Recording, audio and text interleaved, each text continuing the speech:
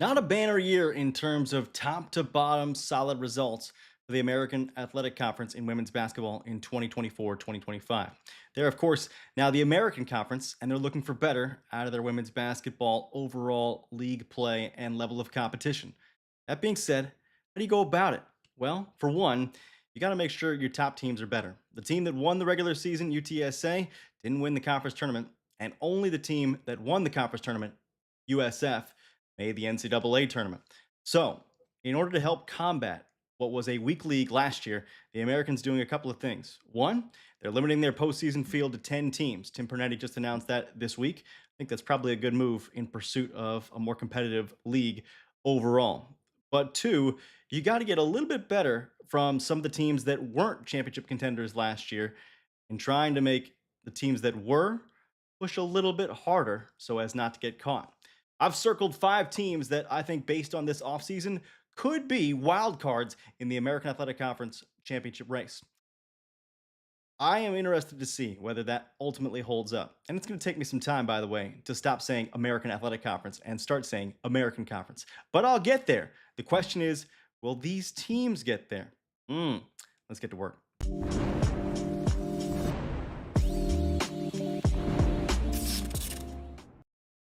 So we talk about teams in the American Athletic Conference women's basketball picture. And part of the reason that you're going to get a lot of different answers from a lot of different people, depending on who you ask, is because you haven't seen a repeat champion in the last 3 years. So, who is good consistently? You could probably circle one team, and most people who have watched the league know who I'm talking about. And we'll get to them in a while. But it could be anybody. Rice, East Carolina, South Florida have all gone to the NCAA tournament in the last couple of years. And this year, we already mentioned a couple of teams that are going to come out with something to prove early on, right? Those teams include Wichita State, Memphis, UAB, and North Texas. And we picked those teams because they've been scuffling a little bit, but North Texas has been especially good the last 2 years. They just turned over a ton of their roster this year, and to stay at the level where they've been the last 2 years is going to be, I would say, quite the challenge. Which doesn't mean they won't do it, by the way. So those we already mentioned. Now let's get to some teams that are going to be, in my view, kind of wild cards, at least based on what they've done this offseason. Starting with Charlotte, second-year head coach Tamika Reed comes in off a tough season last year, 11-21, and over the last 2 seasons, obviously, hard to compare when you've got one coaching staff and then another. But they were 4-14 last season in the American, 13-23 overall in the American in the past 2 seasons, and 2-2 in conference tournament play. They won 20 plus games last in 2021, 2022. But again, that was in a different conference under a different coaching staff. So this is going to be certainly an opportunity for Charlotte to try and prove themselves in their third year in the American with a second-year head coach. Um, Offensively last year, again, taking over a new program certainly means, there can be some chaos, there can be some upheaval, there can be some disconnection. The offense for the 49ers sank from 10th to 12th in the league rankings, and the defense went way down from 5th to 11th on a roster that was quite full of transfers, though it did maintain a few leftovers from the previous regime, if you will. It stayed a bottom five pace team. They did not play very fast. But in both the last 2 seasons, regardless of who was coaching them, they were bottom four in the league, bottom five in the league, I guess, when SMU was in there. 10th or worse in field goals made, field goal percentage, 2 pointers made, 2 point percentage, 3 pointers made, and 3 pointers percentage actually fell from fifth and fourth in the last year or 2 years ago to 11th and 13th last season. So that the perimeter attack dropped way, way off. Um, they were still a good team in terms of getting to the line. Free throw attempts, they were top four. Offensive rebounding stayed fairly consistent. Defensive rebounding fell a little bit. Turnovers continue to plague the 49ers' success. And they also did not do as well on defense in terms of putting hands on the ball, steals, or blocks. All those or both those went down. So, this is a team that I think, at least in what we've seen, tends to penetrate and draw contact. They want to clean up misses. They tend to play a little bit slower, and they've taken some chances with their passing in order to get some good looks. In Tamika Reed's last 3 years at Jackson State, where she routinely had really talented teams in the SWAC. They were first in field goal percentage and 2-point percentage. They were also first in free throws attempted. They were first in the offensive glass and the defensive glass, and they were first in blocks. So to me, that says this is a team that she wants to win from the inside out. And we'll see how they come to the 2025-2026 campaign. You do turn over the roster quite a bit. Their top 8 scorers are gone. Kiana Rembert notably stays in league and goes to East Carolina. Um, your top shooters are gone, your top 2 of them at least.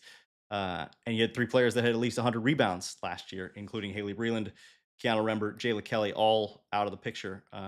So with that and Breland and KK Green, being the leaders, the floor generals, 70 plus assists each, you're looking at almost a full rebound.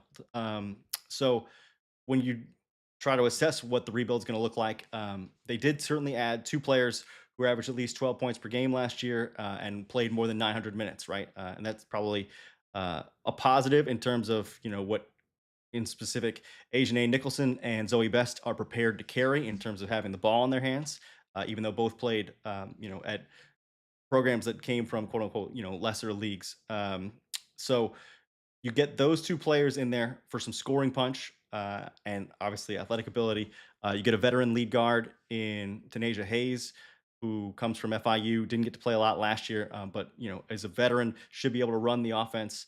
You plug in a promising forward in Alana Rouser, who showed decently last year at FAU for a team that struggled.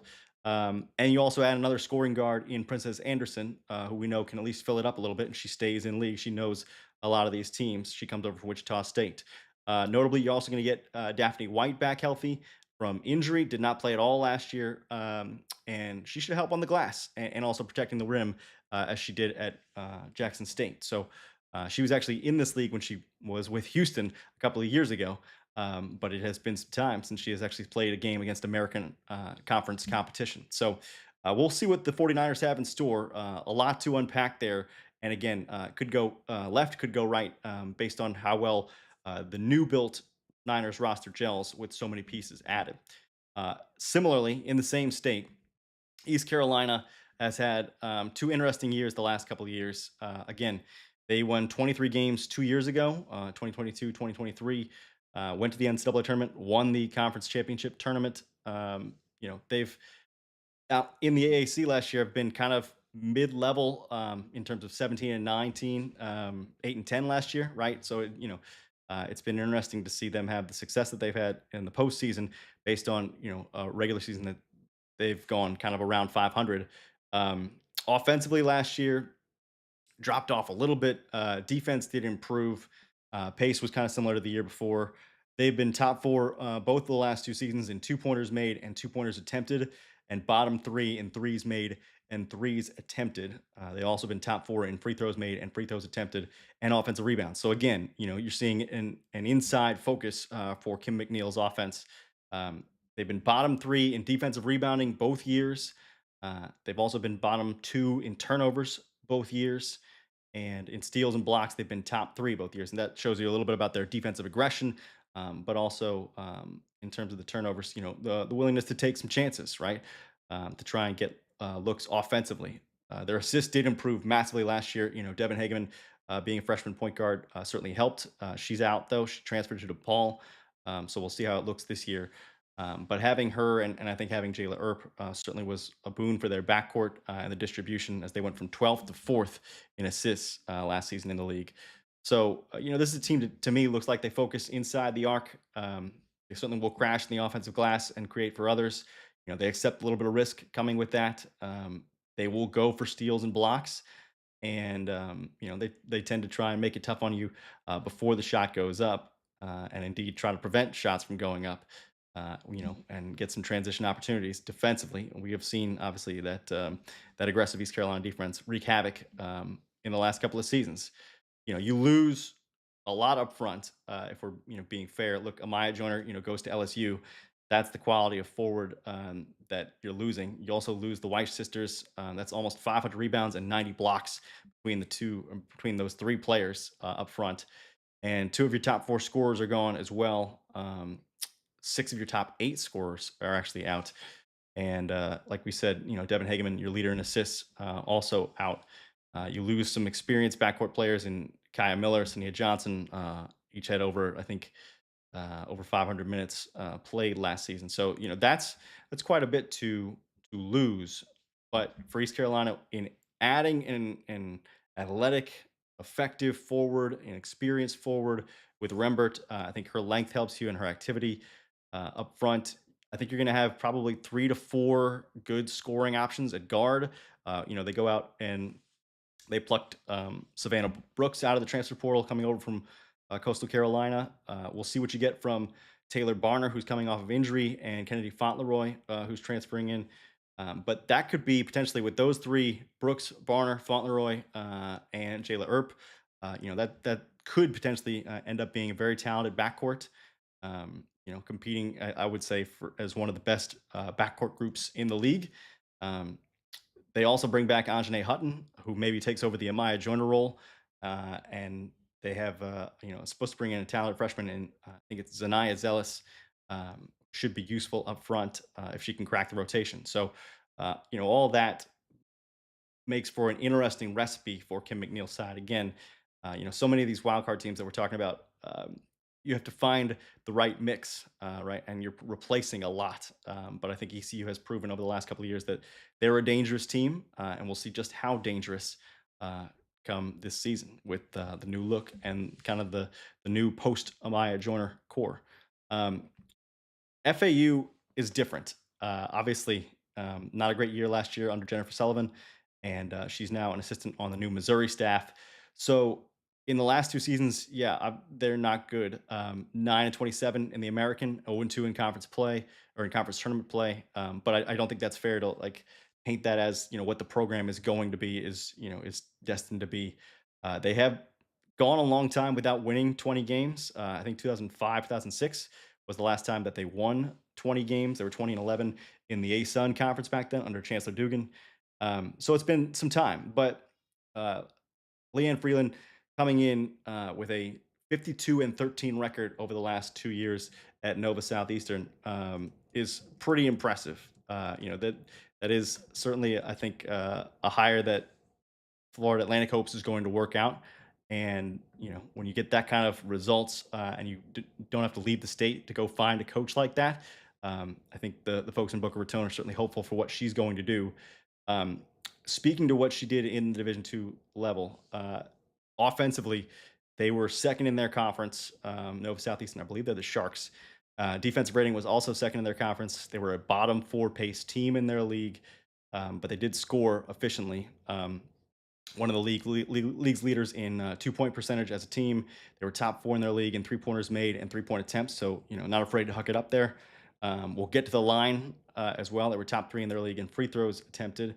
Um, they were kind of low on defensive rebounding, not necessarily creatures of the defensive glass, if you will, but they were top two in assists. They share the ball. They were top three in steals both years. They'll go after it. So maybe a slowdown game if she's building it like she built those Nova Southeastern teams. They'll be efficient inside, take and try to make a lot of threes, get to the line a lot, share the ball.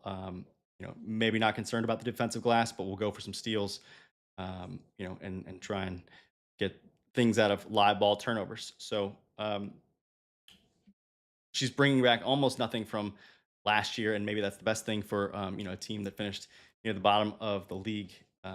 But you do have Aaron Rodgers coming back off of injury, who was probably in line to be freshman of the year last year, if not for the injury, or at least compete for it with Kendall Sneed. Um, but it is, I think, useful that she adds a veteran forward up front in Jess Moores. And look, they're not necessarily going to be a very, very big team. I don't think anybody on the roster is bigger than 6'2", but that doesn't necessarily mean that they won't play in a way that is competitive, regardless of the size they have in the post, if they can dictate what they want to do. So um, we'll see how focused they are in terms of like defense, slow pace, 3 point looks, being efficient, attacking the rim. Um, they've got an interesting point guard in transfer, Navy Plata, who played over 800 minutes last year.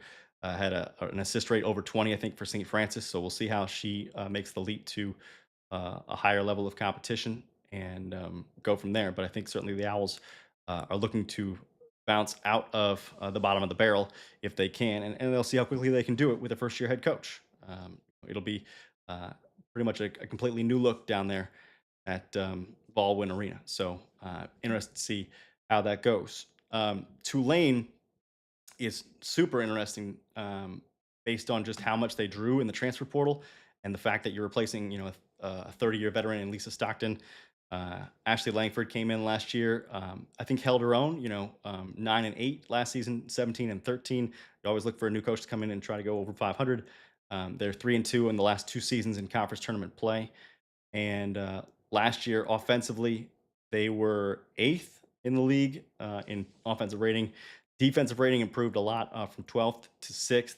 And what they changed, I think, the most was playing fast. Langford, coming in from Stony Brook, installed, I think, a much faster team.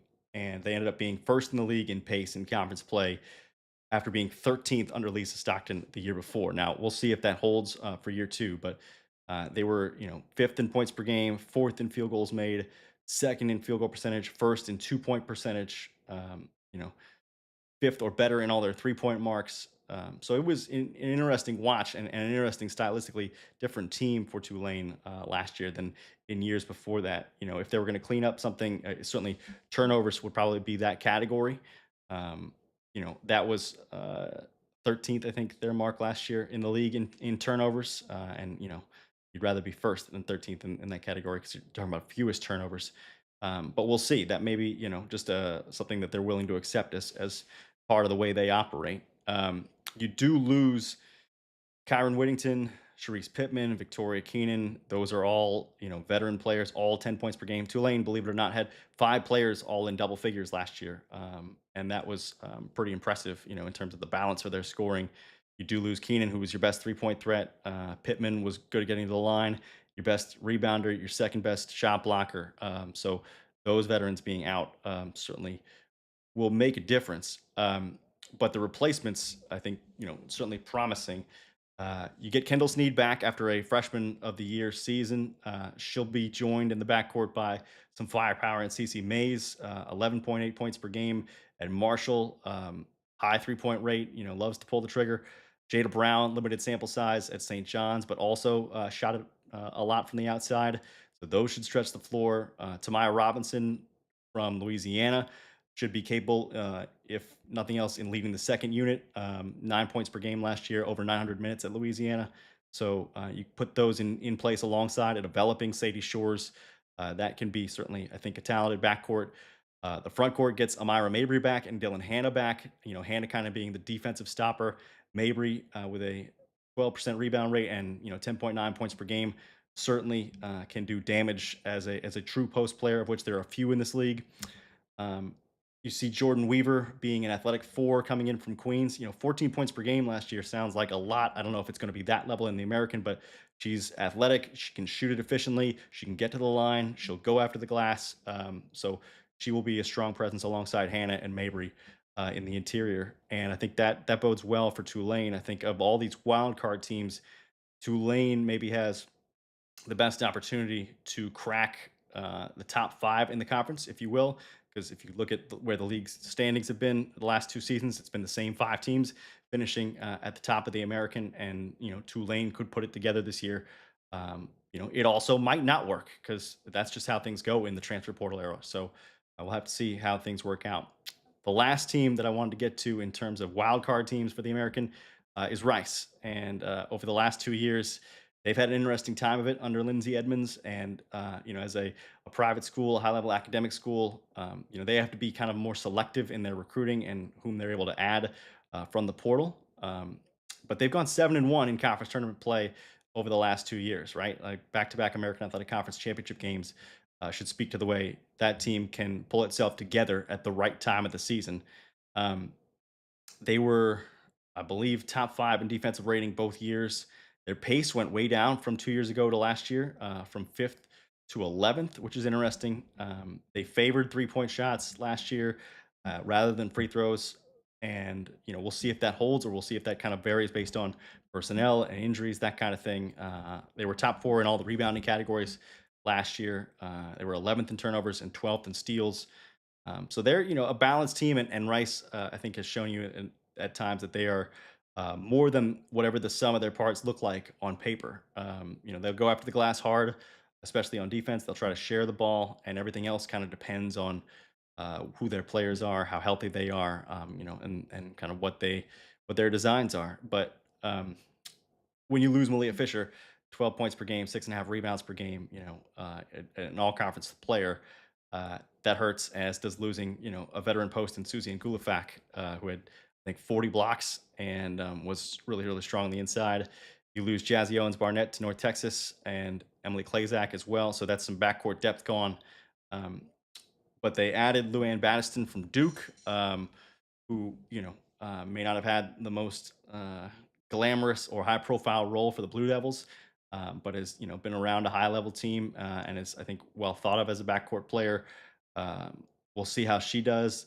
Whether she replaces Victoria Flores or plays behind her in the backcourt. They added Maya Hazelton from Virginia Tech, who also has not played a lot at the college level, but coming in from the ACC brings at least that level of pedigree. I did find a little bit on Skylar Tuttle, um, who's their top 100 freshman, at least top 100 in some outlets. But Skylar Tuttle, when you look at her, maybe it looks like similar to a Haley Adams, but with shooting almost. A longer guard who can do some different things, but certainly put up numbers in such a way where well, at least one outlet ranked her in the top 100 nationally, and that's fairly impressive. You add those players to the core that comes back, and this has been kind of the thing for Rice the last couple of years, is just bringing back the core. Dominique Ennis, Haley Adams, Anaya Alexis, Shelby Hayes, all returning. That's three players at 600 plus minutes, and Hayes had it at 365 last year. Um, that's good for continuity, right? And I think continuity makes the lives of coaches easier in general. So many of these coaches are going to have to do it year by year, and have either that choice made for them, or they make that choice themselves. But Rice here, just with the way I think the school is set up, but maybe also what Lindsay Edmonds is looking for, they're trying to go a little more consistent year to year, and maybe that institutional knowledge builds up and helps them in the long run. So we'll see what Rice does this year. Because once again, they're not a team you can really judge very easily by what is there on paper. So uh, those are my early look at the American Athletic Conference wildcard teams. Feel free to get at me in the comments if you agree, if you disagree, if you think something different. I'm also going to bring you my list of four contenders here, hopefully in a little while. But looking forward to bringing you more American Conference women's basketball content and American Conference content overall in the weeks to come as we lead up to the 2025-2026 basketball season. So psyched about it, and hope you guys are enjoying it and getting hyped for